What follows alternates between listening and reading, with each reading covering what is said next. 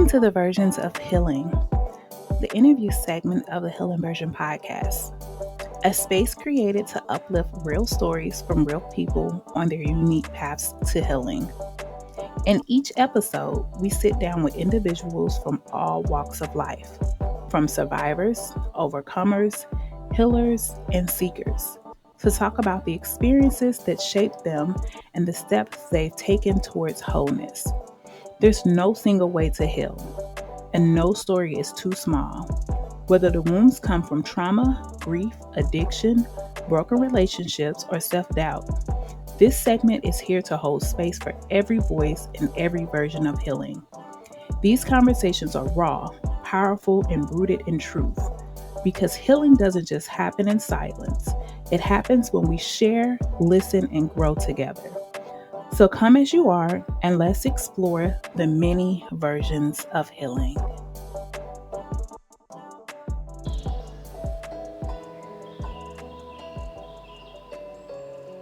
Trigger warning. The content in this episode may include discussions around trauma, family dysfunction, emotional pain, mental health, and other sensitive topics such as suicide. These topics could be triggering for some listeners. Please take care of yourself as you listen. Pause if you need to. Come back when you're ready. Your healing journey matters, and your safety is sacred here.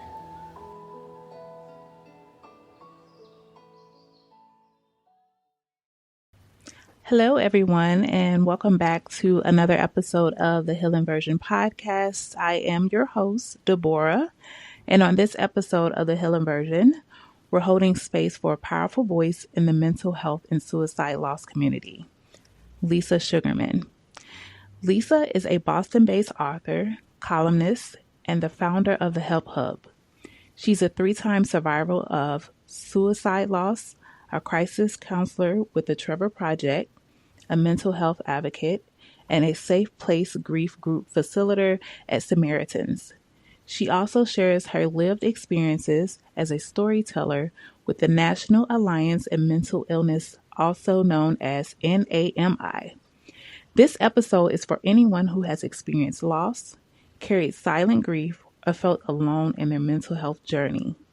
Lisa's story reminds us that healing is possible, and there is strength in seeking the truth, even when it hurts. Welcome to the show, Lisa. How are you today? Thank you so much. I'm great. So glad to be here. And I appreciate you for being here. One of the first questions that I like to dive in with you is the fact that you had a loss at such a young age that you did not find out about until adulthood, and that is the suicide of your father. Can you kind of walk us through how you find out so many years later and how that discovery has shifted your healing journey?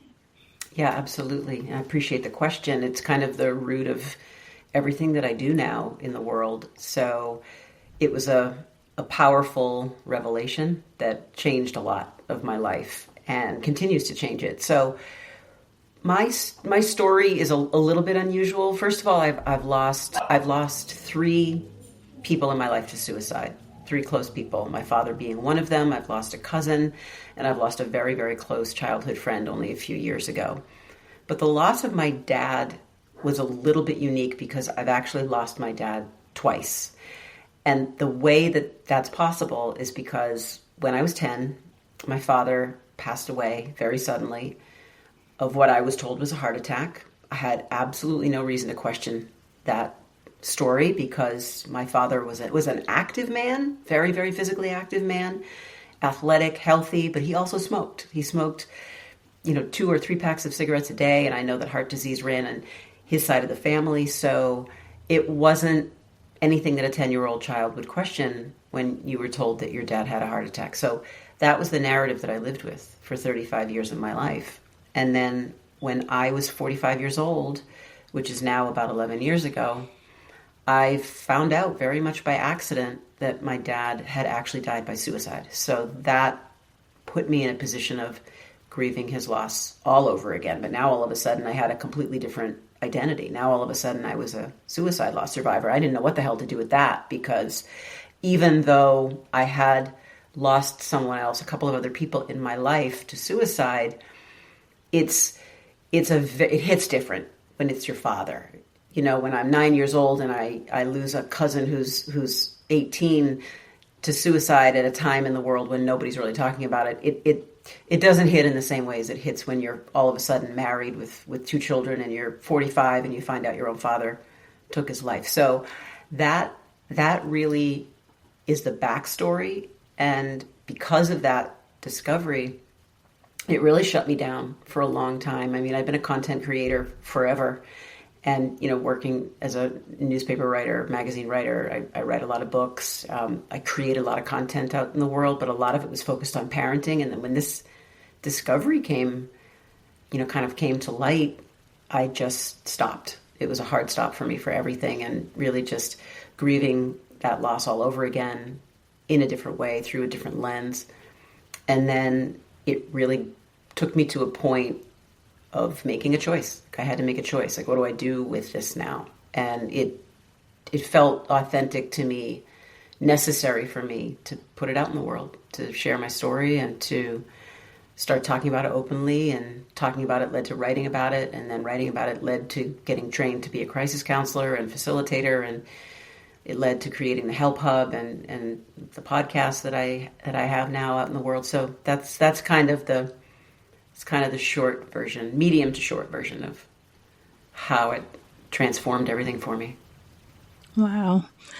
That is a tremendous loss, and I can truly understand how that can change the whole trajectory of your mission from, you know, the parenting role and, you know, talking about parenting into going into healing. So yes, thank you so much for sharing that. I really appreciate it. So what would you tell someone who has had someone commit suicide in their family and they're struggling to deal with it? Because I think what happens with a lot of people is they start to like blame shift and, oh, I feel like it's my fault. You know, maybe I wasn't there. You know, I wasn't showing up in the way that I was supposed to for that person. What type of advice would you give to someone who feels that way? You know, people internalize something like suicide in really, really different ways. And that's one of the things that makes suicide so complex. There are elements of a suicide that just don't exist. When someone dies of a heart attack or dies of cancer or gets hit by a car, like, those are tragic. And we grieve those losses, of course, in all of the typical ways. But when you talk about suicide loss, there's the why that you just kind of touched on.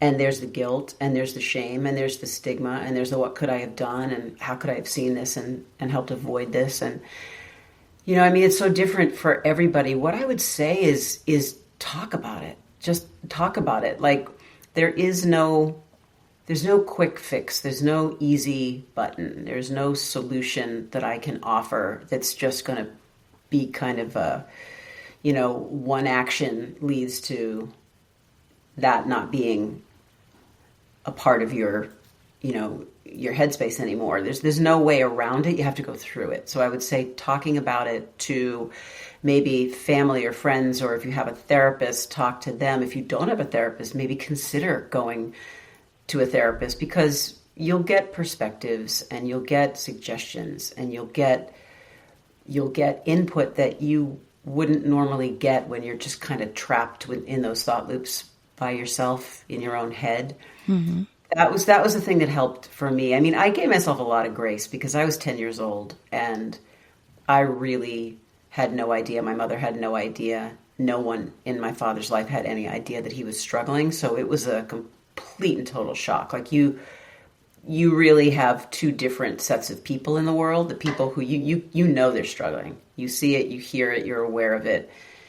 They bring it out into the open. And then you have people like my dad, who you just have not a clue in the world.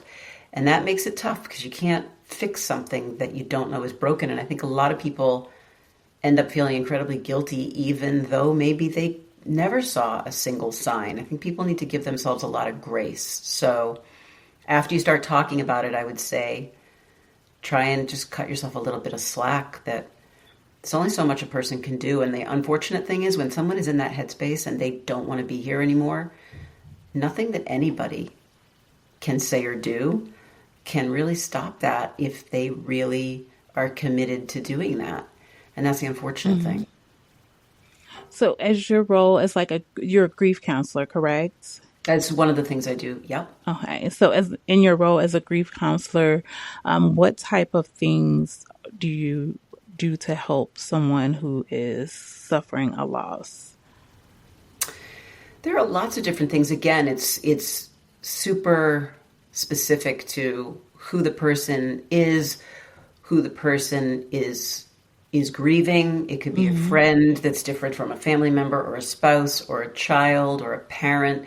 So there are a lot of different factors, and it really depends. But I mean, in broader terms, the way that I facilitate, for instance, the group that I facilitate, which is a very specific grief and loss group that is designed for people who have lost someone to suicide. So it's not a generalized grief group. It's a suicide-focused grief group.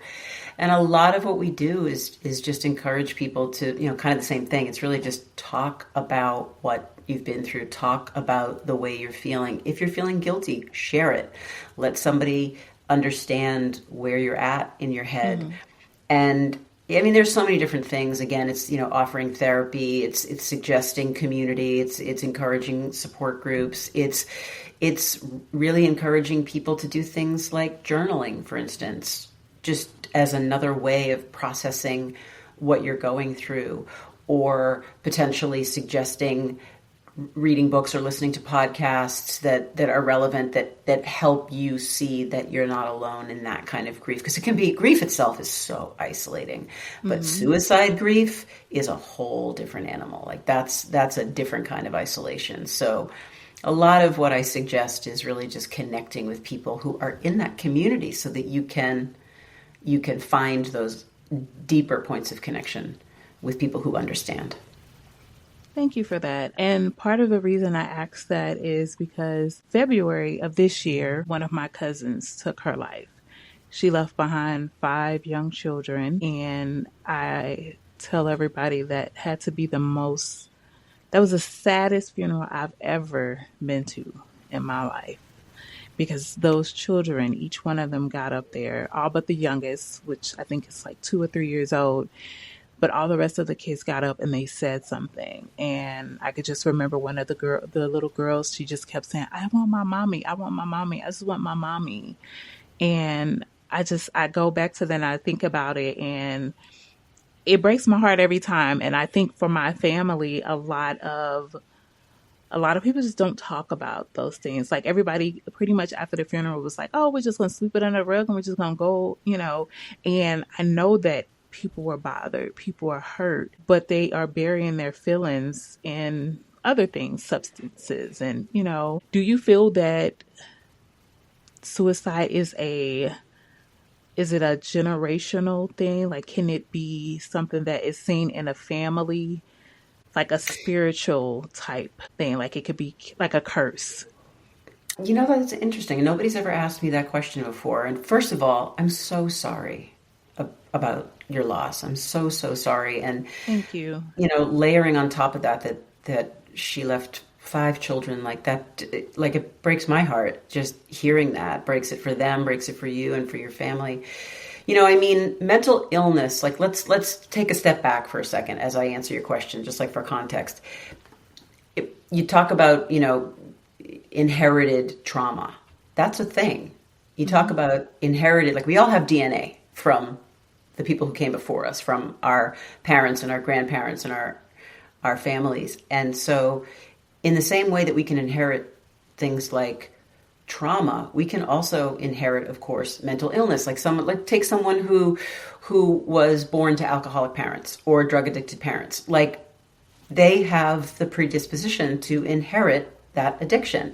Mental illness works the same way. So I know you used the word curse, and that, I guess in some ways, unfortunately, it is a curse. I get hung up on words like on words that create more of a sense of a taboo-ness to something.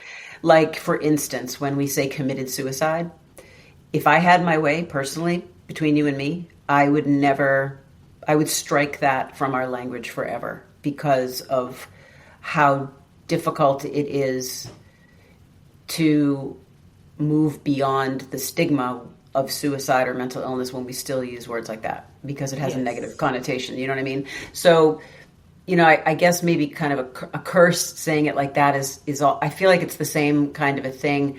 It is a curse, and I understand why you say that. And and that's why I kind of, sorry to cut you out, but that's kind of why I kind of paused before I said it, because I don't like the word, but for whatever reason, I was led to say it here in this conversation, because I actually just had an episode on my podcast. It's called Generational Traumas, where I'm talking about things that are passed down from generation to generation, but I didn't call it a curse because I understand exactly where you're going. The word curse, it kind of like puts a stamp on it almost. Like it almost sounds permanent, when we can definitely put a stop to these things with some healing and facing them head on. So I understand. And I only focus on that word because, in all honesty, you're not wrong. It feels like a curse, whether or not it is one or isn't. Like it feels like it when all of a sudden you think of it in the context of it being passed down. Like, for instance, I actually never ever talk about this, but it's relevant in this conversation. This episode is sponsored by BetterHelp, your online therapy solution. I'm going to be real with y'all. Therapy changed everything for me. Just having someone to talk to who's trained to help me and unpack life and reflect without judgment, that was powerful. BetterHelp is an online therapy platform that makes getting started easy. You fill out a quick questionnaire and get matched with a licensed therapist within a few days. And say you get matched with a therapist and they're not a good fit for you. You can switch at any time at no extra cost. So if you are ready to start your own healing journey, visit betterhelp.com/the healing version to get 10% off your first month. Again, that's betterhelp.com/the healing version. Thank you. One of my oldest childhood friends was one of 3 children, and she had 2 siblings. Both of her siblings took their lives in the last 25 or 30 years.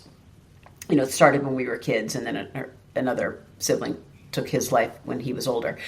So it's something like that where I know that all eyes are on my friend, and all eyes have always been on my friend. And I know that in her own heart, she's probably worried at times, like, is this a curse? And this is exactly what makes what you said so relevant. Like, it would feel like that in a situation where you're losing multiple family members to that mental illness. It's a very tricky kind of loss. All I can say is that the only way that we can really navigate it in a family, I understand that it was tough. The funeral must have been just so agonizing for everybody. The tendency to want to still avoid it and just kind of bury it and ignore it, or just just kind of lock it away. I get that, because it's a scary subject. It's a really, really scary subject. But I think therein lies part of the problem. I think that we perpetuate this taboo-ness. We perpetuate this sense of stigma when we don't want to acknowledge what really happened. We don't want to talk about what people are feeling. Like, it's scary. It's scary as hell. It's scary to know that someone isn't okay emotionally. It's scary to know that someone may have attempted to take their life or maybe completed taking their life. Mm-hmm. It's the whole thing is just such an ugly and scary topic. Yeah. What I've learned though is that when you run toward it, and I'm talking like as a family unit, Mm-hmm. even if you're afraid that it's being passed down, these genetics are being passed down, and oh my God, who else is going to succumb to this type of, this type of illness? When you run at it and you start talking about it, and everybody has a voice, and you can share how you really feel about the scariness of it, I feel like that's the best thing anyone, whether it's a family unit or whether it's a parent with a child or a spouse helping a partner, whoever we're dealing with, the more open and vulnerable we can be, the better chance we have of being able to move through it, which is the only way that we can navigate it. Like you can't, look, you can bury it. People can bury it and avoid it, every chance they get. But the fact of the matter is, it's going to come back and bite you on the ass. It's going to come back. You can't outrun it. So you got two choices. You either talk about it openly and honestly, and you have these dialogues that can lead to a better understanding and people being able to support each other and people being able to get the help that they need. Or you can completely shut down, pretend it didn't happen, until one day you get completely overwhelmed that it comes back in a way that you can't handle it. Mm. So would you say that there are signs in the people who eventually, the people who go through with the suicide, is there signs like depression or negative talk? Because I know Absolutely. I've heard people say, well, if somebody's going to do it, they normally don't talk about it. But you may see other signs like they stop taking care of themselves or, they have a lot of negative self-talk and those type of things. That's you already said a handful of them. Yeah. The answer to the question is yes. There are usually, not always, but there are usually lots of different signs. And, you listed a couple of them. Maybe someone's work performance all of a sudden starts to shift and all of a sudden they don't care about their job anymore. Or maybe you're seeing someone who is resigned to ending their life and they decide to give away possessions. People do that really, really often, where they just kind of start giving away things because they want to make sure that they've kind of lightened their own load in their life, or they've passed things along to people who they want to have, certain bits and pieces of their life where, sometimes it's hygiene, sometimes it's behavior. Sometimes somebody just gets really short-tempered. Sometimes someone who was very social becomes very withdrawn. Sometimes all of a sudden somebody who you used to get together with and you used to go off and do things with and you used to have a different kind of relationship with, all of a sudden now they're not answering your texts or they're not answering your calls or they're canceling plans. So there are so many different things that can pop up, so many different signs and signals. And one of the other things that is a little harder to pay attention to is sometimes there's a calm. There's when someone is struggling to the point where they feel like they need to end their life, and ending their life is the only thing that's going to stop the pain, which is why most people take their life, because they want the pain to end. They don't want to leave this world. They just want the pain they're in to stop. So sometimes maybe you'll see someone who does present like they're not okay, and you do know that they're struggling, and then all of a sudden you see them shift. You see all of a sudden there's a calmness about them, and all of a sudden when they may have been very agitated or very affected, all of a sudden they're not anymore. And that sometimes can be a signal that they've made the decision and they've made a plan and they know what they're going to do. And then all of a sudden they know now that they're in control of ending their pain. And okay, I've got my plan and I know when and I know where and I know how. And I'm relaxed now because of that, because I know it's going to be over soon. So there are a lot of people who present in that way. So it's really hard. It's really hard because you have to really pay attention to the extroverted people a lot more, because there are a lot of people out there who are like, my life's great. I'm living my best life. I'm good. I'm good. I'm good. And they're the ones who are often struggling the most. So we always kind of have to have one eyeball on our people, just to kind of ensure that we're not missing anything. So, do you have anything that you all do for people who may have made the attempt and were not successful? And the reason I ask this is because I work in a critical care hospital sometimes, and we have a lot of people who like maybe got into a motorcycle accident and injured their head. And we had this young guy, I think he was about 21 years old. He attempted to shoot himself in the head. Well, the gun shifted and he basically just took off like part of his head, and he survived. And he was so angry. He was angry at his mom. He was biting the nurses. He was just like, why did you guys let me live? You should have let me die. Like, that's what I wanted. Like, what does healing look like for somebody like that? I honestly don't know. I mean, it's a very, very unique kind of circumstance. It's really hard to say. I think that in a lot of ways that without knowing that person or without knowing that person's situation, they would probably have to cycle through that anger and those feelings of resentment for the people who saved them, and get to a point where they've been able to sit with those feelings and reconcile those feelings, if they can even be reconciled. And I would imagine that a lot of support and therapy would be involved in all of that, and rehab would be involved in all that, and finding a purpose. But it's really hard. That there is, again, back to kind of one of the things we started talking about right away, it's not a straight line. This whole experience of wanting to take your life or trying to take your life, and then what do you do going forward, is so individual.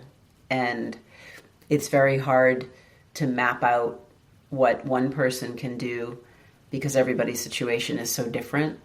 Yeah. I think just going through it, and if this person is angry, they're going to need to be allowed to be angry for a while until they have kind of a mind shift, if they do. Okay. So I'm just wondering, is there resources for someone like that?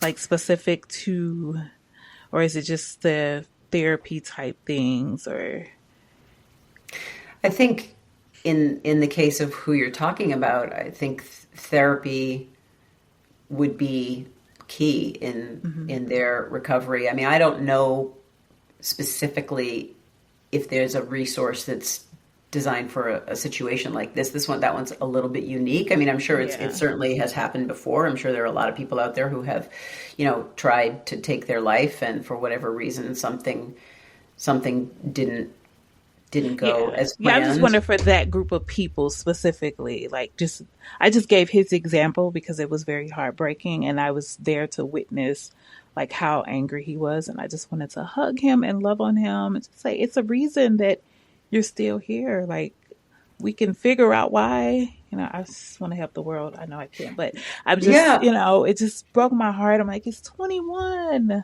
Yeah, I know. And part of the problem is probably the age. The age of a lot of these people. I mean, I don't have the statistic off the top of my head, but I'm a crisis counselor with the Trevor Project, and our primary demographic are young people ages 13 to 24. When you're in that headspace and your brain isn't fully developed, I mean, that the age in the medical profession, the age where a human's brain is considered to have reached maturity is 26 years old. So you're talking about somebody who's 21 years old, who still has some maturing to do, who is probably, as a lot of young people are, I was when I was that age, we're reactive. We don't have a lot of the reasoning skills and the maturity that a lot of people, who are older may have.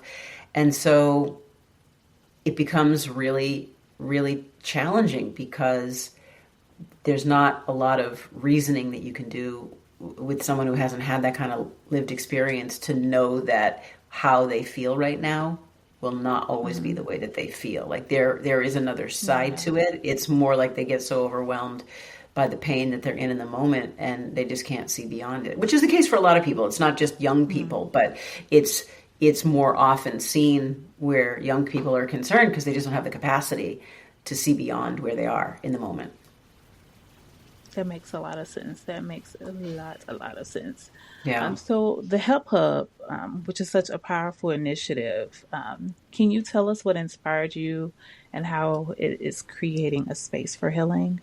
Absolutely. I appreciate you asking. So the Help Hub is a fairly new platform that I designed and built really as a result of the work that I've been doing as an advocate, the experience I have as a survivor of suicide loss and just so much grief, and my work on the Lifelines. And as a grief group facilitator, I realized that in the mental health community as a whole, we're very fortunate to live in a world where resources are more accessible and available than they've ever been before. But there's one thing I started noticing when this became my space, and I ended up kind of being in the mental health space, so embedded in the space.